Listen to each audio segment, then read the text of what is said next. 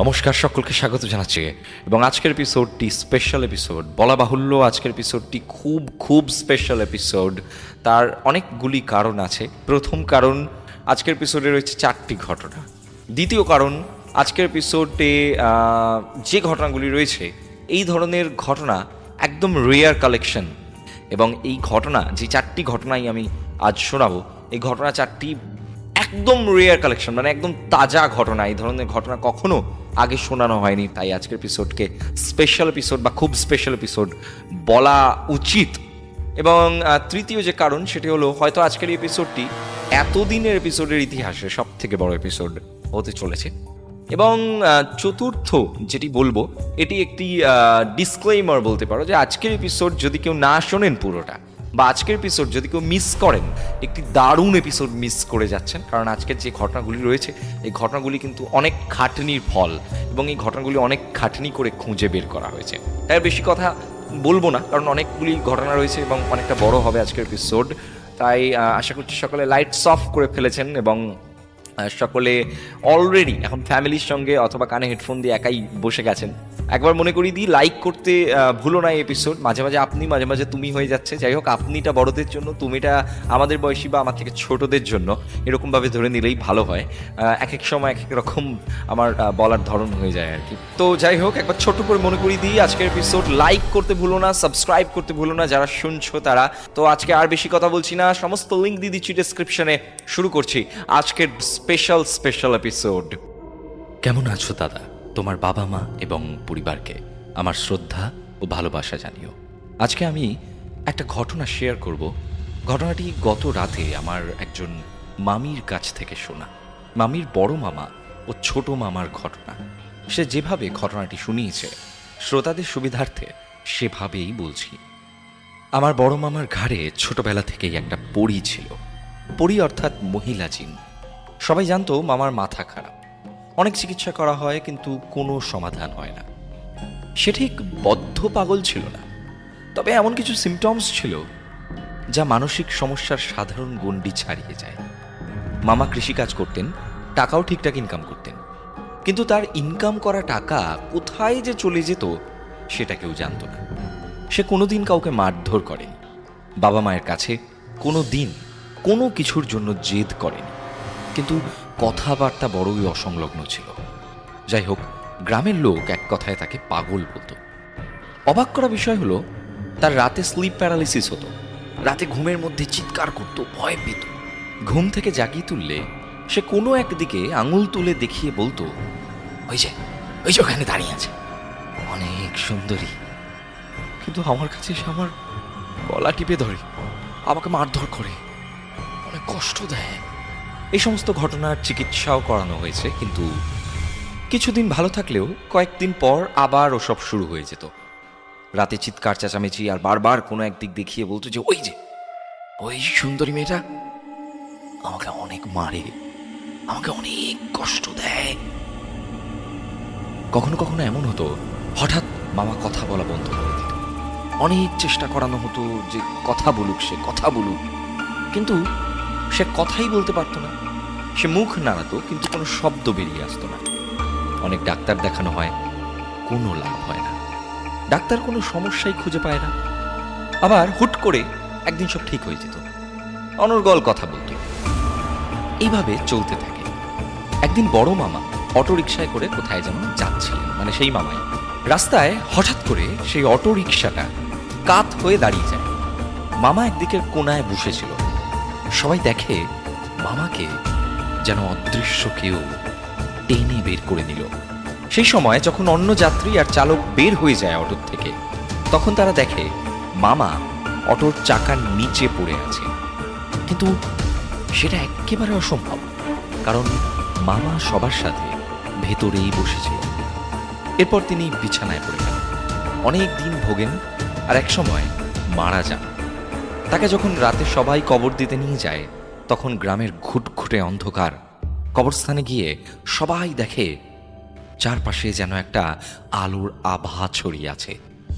সবাই যেন পরিষ্কার সব দেখতে পাচ্ছে, একদম পরিষ্কার, কিন্তু কোনো লাইটের চিহ্ন নেই সেখানে।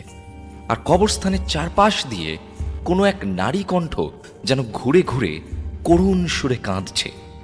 কবরস্থানের চারপাশ দিয়ে সে কান্না ঘুরে ঘুরে আসছে, যেন কোনো আপনজন হারানোর বেদনায় কেউ কাঁদছে। সবাই প্রচণ্ড ভয় পেয়ে যান এবং গ্রামের লোকজন অনেকে থাকায় সবাই বিষয়টা সামলে নেয়। এই ঘটনার পর অনেকদিন সবকিছু ঠিকঠাক ছিল। এরপর হঠাৎ নতুন উপদ্রব শুরু হয়। আমার ছোট মামার সাথেই সেই ঘটনা। ছোট মামা অনেকদিন ভোগেন। এরপর একদিন ছোট মামা আমার নানার সাথে, অর্থাৎ তার বাবার সাথে শহরে যাচ্ছিলেন ডাক্তার দেখাতে। এমন সময় বাস খারাপ হওয়ায় দুজন বাস থেকে নিচে নেমে আসেন। তখন রাস্তার ধারে এক পাগলি বুড়ি তাদেরকে দেখে ডাক দেয়। তো তারা যায় সেই বুড়ির কাছে এবং সেই বুড়ি বলে, ডাক্তার দেখাতে যাচ্ছিস? কোনো লাভ হবে না। তো নানা আর মামা দুজনে খুব অবাক হয়ে তাকিয়ে থাকে সেই বুড়ির দিকে, যে এই বুড়ি কি করে জানলো যে আমরা ডাক্তার দেখাতে যাচ্ছি। তো বুড়ি আবার বলে যে কোনো লাভ হবে না, এবং আরো বলে যে শোন, কাল অমুক জায়গায় বলে একটি ঠিকানা দেয় এবং বলেন যে অমুক জায়গায় ছেলেকে নিয়ে আসিস, তারপর সব ঠিক হয়ে যাবে। আমার নানা এসব শুনে কোনো পাত্তা দেন না। পাগল মানুষ কি বলছে, কি সব ভাবছে কে জানে। বাড়ি এসে আমার নানিকে, অর্থাৎ মামার মাকে যখন জানানো হয়, তখন নানি বলেন যে কোনো ডাক্তার নয়, ঠিক করতে পারলে ওই বুড়িই ঠিক করতে পারবে। যদি ছেলেকে না নিয়ে যাওয়া হয় তাহলে তিনি একাই নিয়ে যাবেন। এরপর নানা মামাকে নিয়ে সে বুড়ির কাছে যায় সেই ঠিকানা খুঁজে খুঁজে। বুড়ির বাড়িটা পাটকাঠির বেড়া আর নারকেল গাছের পাতা দিয়ে ঘরের চাল বানানো। ঘরে একটা বাটি, একটা থালা আর একটা হাঁড়ি ছাড়া কোনো আসবাবপত্র নেই। সে পাগলি বুড়ি তখন বিভিন্ন গাছড়া নিয়ে মামা এবং সেই নানার কাছে নিয়ে আসে আর কি। একটা কাঠি দিয়ে মাটিতে কিছু আঁকিবুকি করে এবং আঁকিবুকি করার পর কিছু মন্ত্রোচ্চারণ করে এবং তারপর বলেন যে পড়ি এসেছে। তো নানা বলে যে পড়ি এসেছে মানে? বলে হ্যাঁ পড়ি এসেছে। বলে বুঝতে পারবে একটু বাদেই। তারপর আরও বেশ কিছু মন্ত্রোচ্চারণের পর তিনি বললেন যে শুধুমাত্র পড়ি নয়, তার গোটা পরিবার এসেছে। তো প্রথমে কেউ বিশ্বাস করতে চাইছিলেন না, মানে নানা আর মামা, কি বলছে পাগল বুড়ি। এবং নানা ভাবলেন যে হয়তো এখানে এসে ভুলই হয়ে গেছে, হয়তো এখানে আসাটার কোনো মানেই হয় না এবং এই পাগল বুড়ি ভুলভাল কথাবার্তা বলছে। এবং নানা অমন সময় বেরোতে যাবেন সেখান থেকে, তখন হঠাৎ করে সেই ঘর থেকে তিনি একটি অদ্ভুত আওয়াজ শুনতে পান এবং সেই আওয়াজ একদম মানুষের এবং সে কণ্ঠ একজন পুরুষ মানুষের। নানা থমকে দাঁড়িয়ে যান। মামার ভয় হতে শুরু করে এবং তারা দুজন দেখেন যে সেই বুড়ি কাউকে বোঝানোর চেষ্টা করছে কিছু, কিন্তু কোনো উত্তর আসছে না ওই দিক থেকে। এবং সেই সময় সেই পুরুষ কণ্ঠ বলে ওঠে যে আমরা ওকে অনেক বুঝিয়েছি যাতে প্রথম ছেলেটাকে ছেড়ে দেয়, কিন্তু তাকে না ছেড়ে অত্যাচার করে ছেলেটাকে মরতে বাধ্য করলো। এখন সে তার এই ভাইয়ের পিছনে লেগেছে। এবং আবার শূন্য থেকে এক পুরুষ মানুষের আওয়াজ ভেসে এলো যে আমরা অনুমতি দিলাম, আপনি ওকে যেভাবে পারেন শাস্তি দেন। দুজনে থরথর করে কাঁপছেন সেখানে দাঁড়িয়ে, এবং বুড়ি তখন নানার দিকে এবং মামার দিকে তাকিয়ে হাসেন এবং হেসে একটা হাত লম্বা করে একটা হাতের মধ্যে বোতল নিয়ে কিছু একটা তার মধ্যে ভরে দেন। সবকিছুই শূন্যে হচ্ছে। যখন বোতলের মধ্যে কিছু একটা ভরে দেন, তখন মামা আর নানা দেখেন যে বোতলের ভেতর একটা ছোট্ট মানুষের অবয়বের মতো কিছু, অসম্ভব সৌন্দর্য তার, এবং সে বোতলের ভিতর থেকে যেন প্রচণ্ড আলো ঠিকরে বেরিয়ে আসছে। এবং সে সৌন্দর্য দেখে বলা যায় যে এটা আসলেই কোনো এক পরী। বুড়ি তারপর শূন্যেই তার এক পোষা জিনকে আদেশ দেন যেন বোতলটা সমুদ্রে গিয়ে ফেলে আসা হয়। মামা আর নানা দেখল যে বোতলটা মাটিতে রাখার পর একা একাই গড়িয়ে ঘর থেকে বেরিয়ে চলে গেল। এরপর নানা সে পাগলি বুড়িকে কিছু দিতে চাইলে সে কিচ্ছু গ্রহণ করল না, টাকা উপহার কিচ্ছু না। তারপর সে পাগলি বুড়ি মামা এবং নানাকে বললেন যে তোরা চলে যা। চলে যাওয়ার পর ছোট মামা সম্পূর্ণ সুস্থ হয়ে যায়। মামা একদিন তার মাকে বলেন যে, মা, ওই বুড়ি আমাকে সুস্থ করে দিল, কিন্তু বিনিময়ে তো কিছুই নিল না। আমি কাল বা পরশু ওকে বাড়িতে এনে দুটো ভাত খাওয়াবো।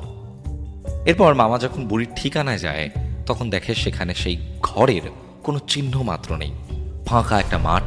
গ্রামের লোকদের প্রশ্ন করলে ওরা বলে যে এখানে কোনো বুড়ি ছিল না, কোনো দিন এখানে কোনো বাড়িই ছিল না, এবং বছরের পর বছর ওই জায়গাটা কিন্তু এরকমই মাঠ, এবং এমন কেউ থাকলে গ্রামের লোকজন অবশ্যই জানত। এরপর থেকে সে বুড়িকে কিন্তু আর খুঁজে পাওয়া যায়নি। দাদা, এই ছিল ঘটনা খুব ইন্টারেস্টিং লেগেছে তাই শেয়ার করলাম।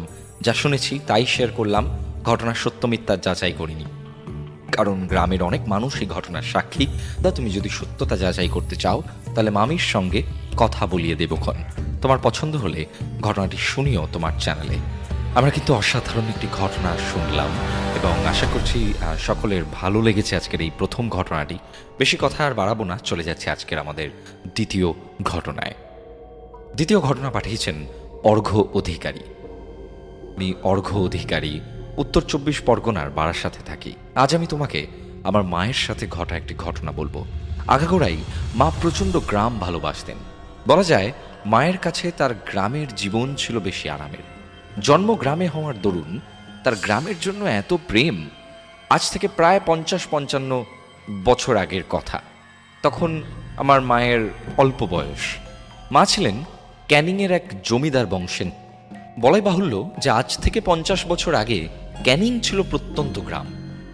ওই গ্রামের দিকে সেই সময় ইলেকট্রিকের কোনো ব্যবস্থা না থাকার জন্য রাতে কোনো জনমানুষও দেখা যেত না। গ্রামটাকে দেখে মনে হতো যেন ভূতেদের আড্ডা।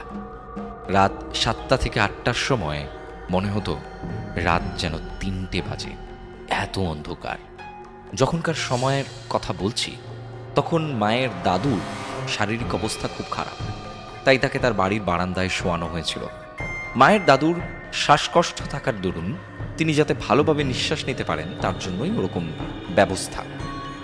সময়টা তখন প্রায় রাত 1টা। সারা বাড়ির লোকজন সবাই শুয়ে পড়েছেন, শুধুমাত্র আমার মা এর দিদা তিনি জেগে আছেন। বেশি করে জল খেয়ে শোয়ার ফলে মায়ের টয়লেট পায়, তাই তিনি ঘুম থেকে উঠে পড়েন এবং তিনি দিদাকে ডাকেন, কিন্তু দিদা বলেন যে এত বড় হয়েছিস, একা যাওয়ার অভ্যেস কর। ইচ্ছে না থাকা সত্ত্বেও মাকে একা একাই টয়লেটের দিকে যেতে হয়। মা প্রথম দিকে ঘুম চোখে কিছু লক্ষ্য করেননি, কিন্তু একটু ঘুমের ঘোর কাটতেই তিনি দেখতে পান তার দাদু যেখানে শুয়েছিল তার পাশে ছাদে যাওয়ার সিঁড়িতে কে যেন শুয়ে আছে। একটি সাধারণ মানুষের থেকেও 3 গুণ তার চেহারা। অন্ধকারে মনে হচ্ছে তার গা থেকে কেমন যেন আলোর প্রতিফলন হচ্ছে। ঠিক করে 2 চোখ মেলে তাকানো যাচ্ছে না তার দিকে, যেন চোখ ঝলসে যাবে। প্রথমে চোর বা ডাকাত ভেবে বাড়ির সবাইকে ডাকতে যাবেন, এমন সময় তার মুখ দিয়ে কোনো কথা বেরোল না, যেন তিনি বোবা হয়ে গেছেন। মা মনে মনে বললেন যে কি হচ্ছে এটা আমার সঙ্গে, যেন তার মুখটাকে কেউ অলৌকিক কিছু দিয়ে চেপে ধরে রেখেছে এবং তিনি চিৎকার করার চেষ্টা করছেন, কিন্তু কোনো কিছুতেই যেন কোনো নার্ভ তার কাজ করছে না। তারপর তিনি দেখলেন ওই রাক্ষসময় বড় চেহারার লোকটির সঙ্গে সঙ্গে আরো একজন অন্ধকারে মিলিয়ে গেল। এই ঘটনা দেখার পর রীতিমতো মা সেন্সলেস হয়ে পড়ে যান। সকালবেলা তিনি জানতে পারেন তার দাদু আর এই পৃথিবীতে নেই। এই কথাটা শোনার পর তিনি অসুস্থ হয়ে যান। 15 দিন পর তাকে কলকাতায় নিয়ে চলে আসা হয়। পরে তিনি তার দিদাকে সব কথা জানান, আর দিদা বলেন মা যাকে দেখেছিলেন সে স্বয়ং যম নয়তো কোনো এক যমদূত। আমি এইভাবে কোনো ঘটনা প্রথমবার লিখছি। যদি লেখায় কোনো ত্রুটি খুঁজে পাও তাহলে আমাকে মার্জনা করো, নিজের মতো করে গুছিয়ে নিয়ে শুনিও। এই ঘটনাটি কেন শোনালাম তার সব থেকে বড় কারণ হলো যে এই ঘটনাটি কিন্তু আমাদের রেয়ার কালেকশনের মধ্যে একটি, মানে এই ধরনের ঘটনা খুব একটা কিন্তু আমরা পাই না। তাই জন্য এই ঘটনাটি যখনই আমি পেয়েছি তখনই প্রথমেই আমি সিলেক্ট করে নিয়েছি যে হ্যাঁ, এই ঘটনাটি শোনাতে হবেই। সবসময় যে মারাত্মক ভয়ের ঘটনা আমাদের কাছে আসে তা নয়। তাই জন্য ভয় পাওয়ার ধরন বা ভয় দেখানোর ধরন কিন্তু অনেকটা বদলেছে। এখন আমরা অলৌকিক ঘটনা অনেক বেশি শুনি, এখন আমরা পুনর্জন্মের ঘটনা শুনতে পাই, এখন আমরা কালপুরুষের ঘটনা অনেক বেশি শুনতে পাই। প্রথম দিকে আমরা বিভিন্ন ভয়ানক দেখতে কোনো রাক্ষসের ঘটনা শুনেছি, ভয়ানক দেখতে কোনো ভূতের ঘটনা শুনেছি। যত দিন গেছে আমাদের কিন্তু যদি খেয়াল করে দেখো যে ভূতের সংজ্ঞাটা বদলেছে, যত দিন গেছে ভূতকে দেখতে একটু বদলেছে, যত দিন গেছে ভয় পাওয়ার ধরন বদলে গেছে। এখন আমরা ভয় পাওয়ার থেকে অনেক বেশি অবাক হতে ভালোবাসি, আমরা ভয় পাওয়ার থেকে অনেক বেশি কৌতূহলী যে এটা কেন হলো, ওটা কেন হলো। কারণ আমরা প্রত্যেক দিন আমরা কিন্তু অনেক বেশি স্মার্ট হচ্ছি, আমরা প্রত্যেক দিন আরো অনেক বেশি কৌতূহলী হচ্ছি। এই যে ভয়, এই যে ভূত কি, এই বিষয়গুলো, যাই হোক, এগুলো নিয়ে তো আমরা ঘটনার মাঝে মাঝে আলোচনা করতেই থাকবো। চলে যাচ্ছে আজকের আমাদের যে পরবর্তী ঘটনা রয়েছে, তৃতীয় ঘটনা। সেই তৃতীয় ঘটনায়, এই ঘটনাটি হচ্ছে ঈশ্বর এবং ভূত দুটি মিলিত একটি ঘটনা, এবং বড় অদ্ভুত লাগবে এই ঘটনাটি শুনে। আমরা যারা বিশ্বাস করি ঈশ্বরে, তাদের কিন্তু সবসময় এই দৃঢ় বিশ্বাসটি থাকে যে আমরা কোনো বিপদে পড়লে ঈশ্বর আমাদেরকে রক্ষা করবেন। তো এরকমই একটি ঘটনা, যে মন থেকে চাইলে আমরা কিন্তু ঈশ্বরের সাহায্য পাই, মন থেকে চাইলে আমরা কিন্তু ঈশ্বরকে খুব কাছ থেকে অনুভব করতে পারি বা দেখতে পারি। এই ঘটনাটি তার একটি প্রত্যক্ষ প্রমাণ, তাই জন্য এই ঘটনাটিও একটি রেয়ার কালেকশন, তাই জন্য আমি এই ঘটনাটি শোনাতে চলেছি আজ। হ্যালো, আমি শিনু। আমি ভূতের ঘটনা বা সাসপেন্সের ঘটনা শুনতে খুবই পছন্দ করি। প্রায় 10 থেকে 12 বছর আগের ঘটনা এটা। আমি মাসির কাছে শুনেছিলাম ব্যাপারটা। একদিন মাসির বাড়িতে বিকেলে ঘুরতে ঘুরতে চলে গেছিলাম। দেন শুনলাম মাসি আর তার শ্বশুর বাড়ির কয়েকজন মিলে কথা বলছে। ওনারা যেটা বলছিলেন যে ভগবান আছেন গো, ভগবান ঠিক রক্ষা করেছেন মেয়েটিকে। এই সমস্ত বিষয় নিয়ে কথা হচ্ছে। বুঝতে পারলাম যে কিছু একটি ঘটনা ঘটেছে যেখানে তাদের মধ্যে ভগবানের প্রতি বিশ্বাস আরও দৃঢ় হয়ে গেছে, এবং তারা এই বিষয়টি নিয়েই কথা বলছেন যে ভগবান আছেন এবং ভগবান রক্ষা করেছেন কোনো একটি ঘটনার জন্য। তো আমি এক্স্যাক্টলি তারপর যেটা জানতে পারলাম সেটা হলো যে মাসির বাড়ির বিল্ডিংয়ের পাশে কয়েকটা ছোট ছোট টালির বাড়ি আছে। সেখানের কয়েকজন সদস্য 1 সপ্তাহ আগে লক্ষ্মীকান্তপুরের জটার মন্দিরে ঘুরতে গিয়েছিল। কলকাতার ছেলেমেয়েরা যেমন হয়, গ্রামে ঘুরতে গিয়ে নিজের ইচ্ছা মতো ঘুরে বেড়াচ্ছে। সেখানে কিছু নিয়ম তাদেরকে মানতে বলা হয়েছিল, সেটা তারা একদমই মানেনি। এবং একদিন হয় যে ঘুরতে ওরা বেরিয়েছিল সকলে মিলে, গ্রামের নানান জায়গা দেখতে দেখতে ফিরতে ফিরতে ওদের সন্ধ্যা হয়ে যায়। গাড়ির মধ্যে সকলে প্রায় ক্লান্ত হয়ে পড়েছে। এমন সময় সকলের চেতনা বা ঘুম ভাঙে গাড়ির খুব জোরে ব্রেক মারার জন্য। সবাই খুব অবাক, ড্রাইভারকে জিজ্ঞেস করছে কি হলো কি হলো কি হলো। তো ড্রাইভার তখন কিছু না বলেই গাড়ি থেকে ছট করে বেরিয়ে পড়েন এবং বেরিয়ে সামনের দিকে এগিয়ে যান। তখন রাস্তাঘাট বেশ অন্ধকার হয়ে গেছে এবং শুধুমাত্র গাড়ির হেডলাইটের আলোয় যতটুকু দেখা যাচ্ছে। ড্রাইভার নেমে যাওয়ার পর সবাই গাড়ি থেকে নেমে পড়ে এবং বুঝতে পারে যে কিছু একটি বিপদ হয়েছে। এবং যখন ড্রাইভারকে সবাই অনুসরণ করে যায়, তখন দেখতে পায় যে মাঝখানে সরু মাটির রাস্তার উপর গাড়িটা দাঁড়িয়ে রয়েছে। দুদিকে খাল, সরু নদীর মতো ঝিল কিছু একটা হবে, খাল বা ঝিল এরকম কিছু একটা।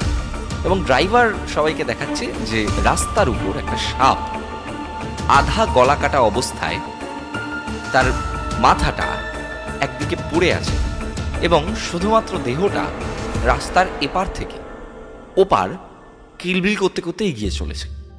এবং সবাই সেটা দেখে অবাক। চারিদিক তখন অন্ধকার, গাড়ির আলোর মধ্যে শুধুমাত্র ওই ব্যাপারটা দেখা যাচ্ছে, ঝিঝি পোকার আওয়াজ। পরিবেশ খুব রহস্যময় এবং ভয়ানক হয়ে ওঠে।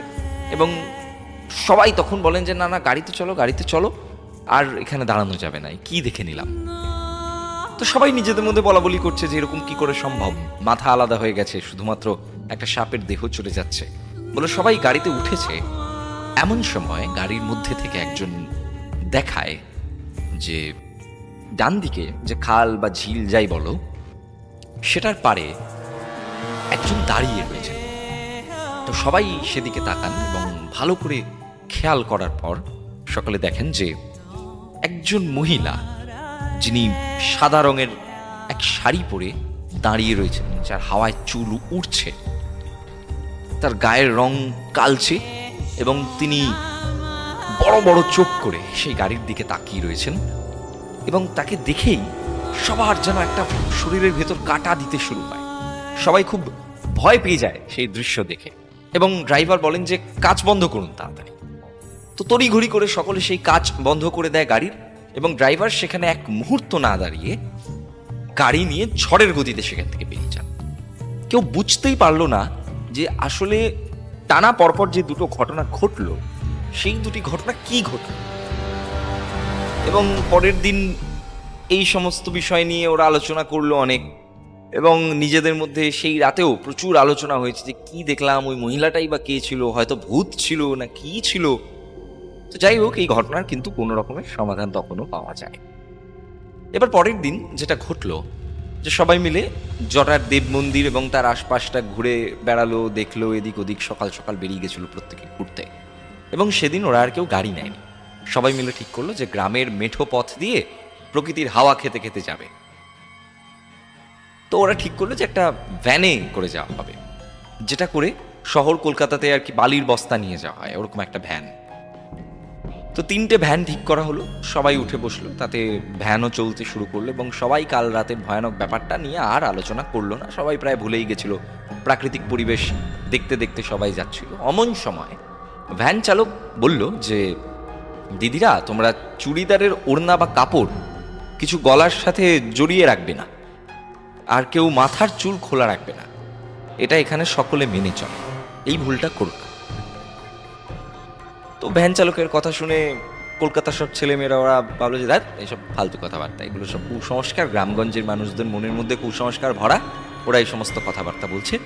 তো ওরা এইসব হেসেই উড়িয়ে দেয় এবং ভ্যান চলতে থাকে। তো 2 বোন ওরা পাশাপাশি বসে গল্প করতে করতে যাচ্ছিল, আর ভ্যান চালকের কথায় হাসাহাসি করছিল ভ্যানের মধ্যেই। একটু পরে ঘটলো কি, যে 2 বোনের মধ্যে একজন একটু একটু করে নিচের দিকে ঝুঁকে পড়ছে, এবং খুব আস্তে আস্তে। এবং সেটা দেখে অন্য বোন জিজ্ঞাসা করলো যে কিরে, কিছু খুঁজছিস নাকি নিচে? কিন্তু কোনো উত্তর আসে না। আবার তাকে জিজ্ঞাসা করে, কিরে কিছু খুঁজছিস নাকি নিচে? এবং কোনো উত্তর আসে না। তখন সেই বোনটি তার নিচের দিকে ঝুঁকে যাওয়া বোনের গায়ে ঠেলা দিয়ে বললো যে এই কিরে। তো তার এই আচরণ দেখে সবাই ঘুরে তাকায়, ভ্যান চালক দাদা শুদ্ধ মানে সেও ঘুরে তাকায় পিছন দিকে, এবং সবাই যেটা দেখে যে 2 বোনের মধ্যে একজন, যিনি নিচের দিকে ঝুঁকে পড়ছিলেন আস্তে আস্তে, তার গলার মধ্যে চুড়িদারের ওড়নাটা জড়ানো। এবং ভ্যান চালক দাদা ভ্যান তখনই তড়িঘড়ি থামিয়ে দেয় এবং সঙ্গে সঙ্গে ভ্যান থেকে নেমে পড়ে।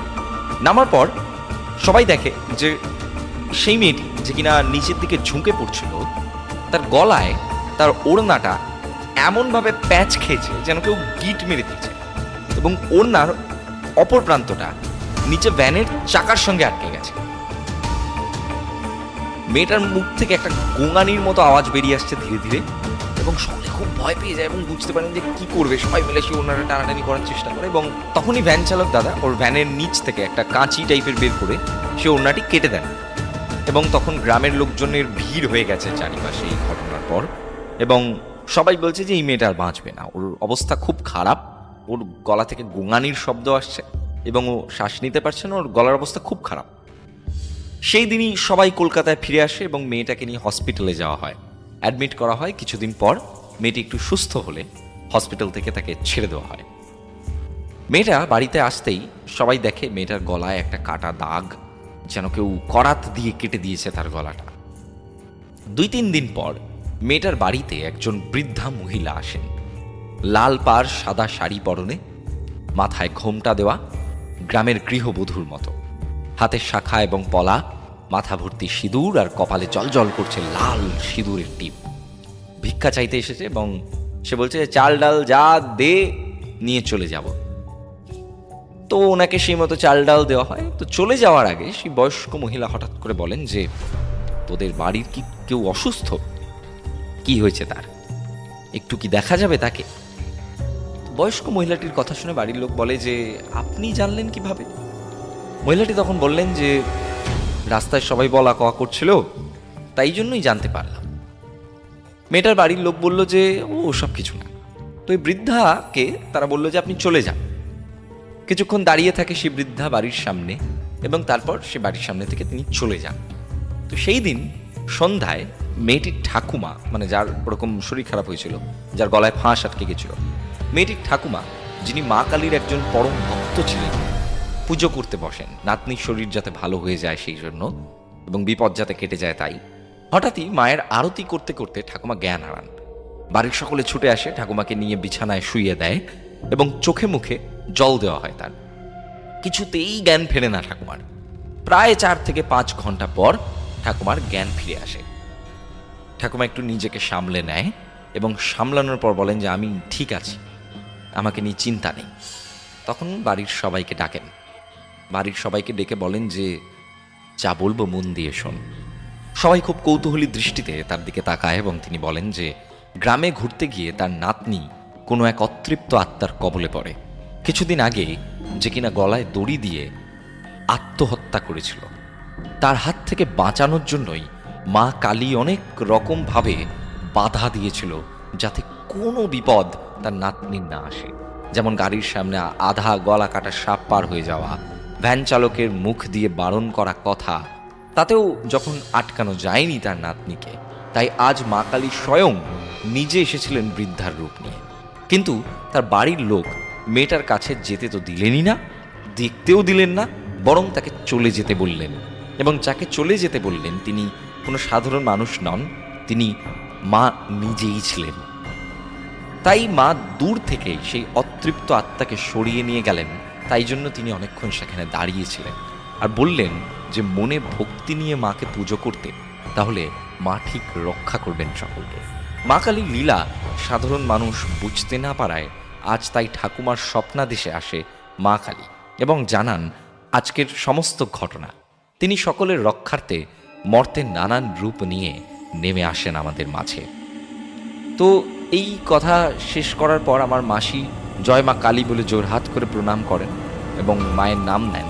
জানি না কতটা সত্যি কতটা মিথ্যে, তবে আমার শুনে ঘটনাটি খুব ইন্টারেস্টিং লেগেছে এবং ভক্তি ভরে ভগবানকে ডাকতে ইচ্ছে হয়েছে এবং মনে হয়েছে যে হ্যাঁ সত্যি ভগবানকে হয়তো ভক্তি ভরে ডাকলে তিনি বিপদমুক্ত সত্যিই করেন আমাদের সকলকে। তো এই ছিল ঘটনা। আজকের এপিসোডের শুরুতেই কিন্তু বলেছিলাম যে আজ যে কটি ঘটনা থাকবে সব কটি ঘটনা খুবই ইউনিক ঘটনা এবং এগুলি সব রেয়ার কালেকশন।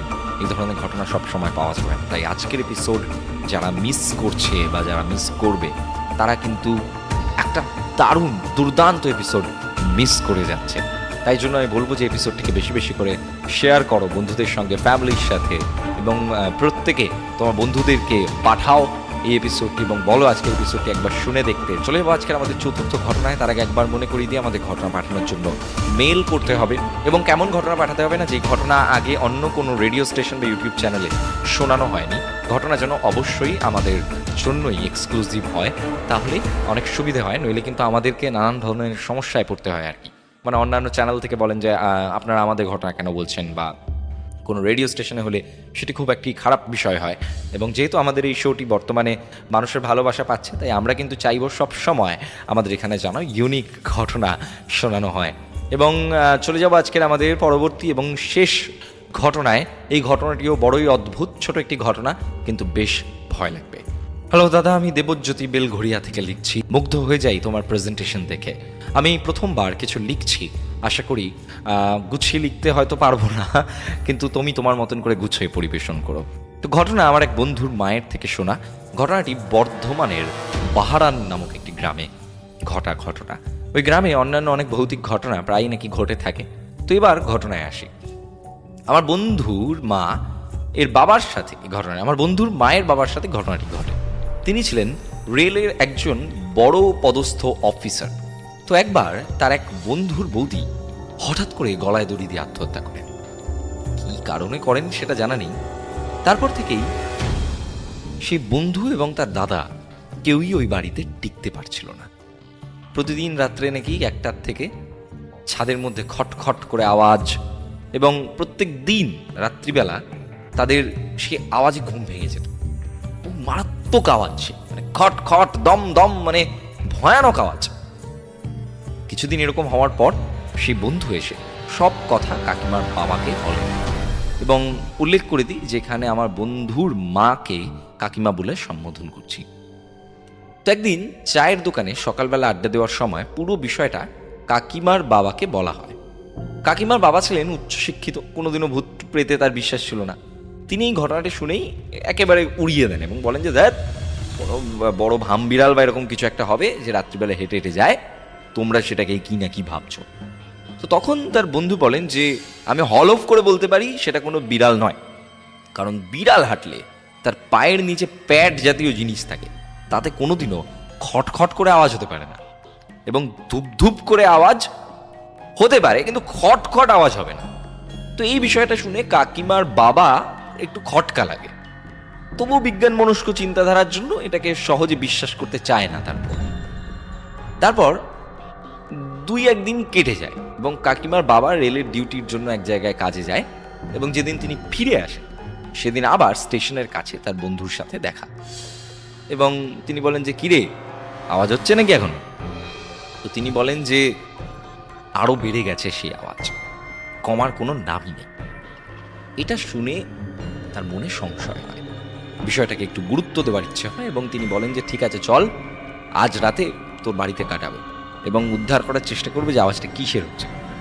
তো সেই মতো কাকিমার বাবা সেদিন সন্ধ্যায় তার বন্ধুর বাড়ি চলে যান, এবং দুজন গল্প করতে করতে খেয়ে দিয়ে শুতে শুতে রাত হয়ে যায় প্রায় 12টা। গ্রামের দিক বুঝতেই পারছো, 12টা মানে কিন্তু অনেকটা রাত। তো রাত জাগবে বলে আসলেও সেদিনের ক্লান্তিতে ঘুম এসে যায় কাকিমার বাবার। এর মধ্যেই রাত্রিবেলা হঠাৎ করে সেই খটখট আওয়াজ শুরু হয়, এবং দুজনেই সে আওয়াজ শুনে লাফ দিয়ে উঠে বসে, এবং উঠে বসার পরেই সেই খটখট আওয়াজ যেন আরো জোরে হতে শুরু করে, যেন কেউ খড়ম পরে হাঁটছে। তারা দুজনেই উঠে ঠিক করে ওদের বাড়ির আশেপাশে দেখে, এবং দেখে যে কিচ্ছু নেই। তো তারা দুজন ঠিক করেন যে ওদের বাড়ির পাশে যে বট গাছটা আছে সেটাই উঠে একবার দেখার চেষ্টা করবে যে কে হাঁটছে বলে। তো কাকার বাড়িটা ছিল একতলা, কিন্তু পাকা বাড়ি, উপরে ওঠার সিঁড়ি ছিল না, কিন্তু উপরে ছাদ ছিল, তাই স্বাভাবিকভাবে সিঁড়ি দিয়ে কিন্তু ছাদে যাওয়া যাবে না। এবার সেই মতো কাকিমার বাবা বলছেন যে আমি উঠবো, তুই নিচে থাক এবং আমাকে বল যে আওয়াজটা কোন দিক থেকে আসছে। তো সেই মতো কাকিমার বাবা গাছে ওঠেন এবং তার বন্ধু ঘরে থেকেই বলতে থাকেন যে কোন দিক থেকে আওয়াজটা বেশি আসছে, কিন্তু তিনি গাছে উঠে কিছুই দেখতে পান না। দেখেন ছাদ পুরো খালি, কিন্তু নিচ থেকে সে বন্ধু এখনো আওয়াজটা পাচ্ছেন। কাকিমার বাবা সত্যি এই ব্যাপারটার কোনো ব্যাখ্যা পান না। আরও 8 ঘন্টা মতো গাছে থাকেন, এবং গাছে থাকার পর তিনি নিরাশ হয়ে গাছ থেকে নেমে আসেন। এর মধ্যে প্রায় রাত 3টে বেজে গেছে, এবং তারপর আওয়াজটাও থেমে যায়। শেষ রাতটা তারা ঘরেই কোনো মতে কাটাবে বলে ঠিক করেন, এবং এর মধ্যে তারা শুয়ে থাকতে থাকতে হঠাৎ ঘুমিয়েও পড়েন এক সময়। পরদিন সকালে ঘুম থেকে উঠতেই কি যেন একটা ভেজা ভেজা জিনিস সারা গায়ে ফিল করেন, এবং অসহ্য দুর্গন্ধ। দুজনে চোখ খুলতেই দেখলেন খোলা আকাশের নিচে তারা দুজন শুয়ে আছেন। এদিক ওদিক তাকিয়ে দেখেন গ্রামের বড় হাই ড্রেনে দুজনে পড়ে আছেন। কিভাবে, কখন, কোনো ব্যাখ্যা নেই। তারা তো বাড়িতেই ঘুমিয়েছিলেন, এখন হাইড্রেনের পাশে কেন? কাকিমার বাবা এত সাহসী বিজ্ঞান মনস্ক হওয়া সত্ত্বেও ভূত অথবা প্রেত বলে যে কিছু হয় তারপর থেকে বিশ্বাস করা শুরু করেন। আমরা প্রত্যেকে 2022-এ দাঁড়িয়ে ঘটনার ব্যাখ্যা পাই না যে কি করে এটি সম্ভব। এই ছিল ঘটনা। ভালো লাগলে অবশ্যই এটি শুনিও। একদম সত্যি ঘটনা, এরকম ঘটনা বোধহয় কারোর সাথে ঘটেনি। আশা করি সবার এটি শুনে বেশ ভালো লাগবে। সত্যি সত্যি সত্যি এরকম ঘটনা কিন্তু আমি শুনিনি আগে, এবং এই ঘটনাটি বেশ রহস্যময়, বেশ অন্যরকম ছিল। আশা করছি আজকের এপিসোড অনেক ভালো লেগেছে। কথা দিয়েছিলাম আজকের এপিসোড স্পেশাল হবে, কথা দিয়েছিলাম আজকে আমাদের প্রেত কথার ঝুলি থেকে সেই রেয়ার ঘটনাগুলোকে বের করব, যে ঘটনাগুলো কখনো শোনানো হয়নি আগে। এই ধরনের ঘটনাই খুব কম শোনানো হয়েছে, এবং আশা করছি আজকের সকলের মনকে তৃপ্তি দিতে পেরেছি, আজকে অনেকটা ভয় পাওয়াতে পেরেছি, আজকে অনেকটা কৌতূহলী করতে পেরেছি মানুষকে, এবং অনেক বেশি অবাক করতে পেরেছি।